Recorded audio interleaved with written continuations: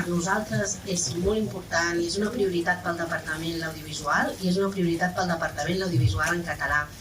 Estem fent molts esforços per tal de produir pel·lícules i sèries en català. Això vol dir que les nostres productores, les productores catalanes, ho facin en català i aquesta setmana ja hem anunciat les 5 primeres sèries en les que hem donat un suport molt important, d'1,5 milió d'euros a cada una, i que començarem a veure a les televisions i a les plataformes.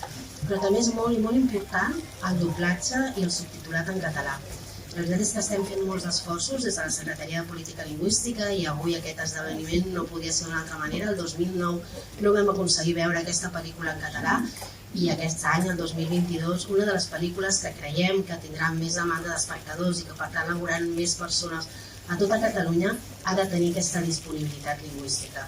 El que pretenem com a govern bàsicament és això, que puguem tenir aquesta disponibilitat lingüística i poder parlar en català en tots els àmbits. I així ho estem treballant des de totes les conselleries del govern i des de tots els departaments.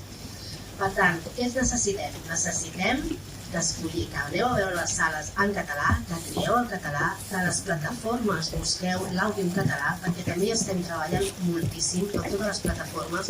En el darrer any hi ha hagut una incorporació de més de 700 títols més, per tant, trieu el català, sisplau.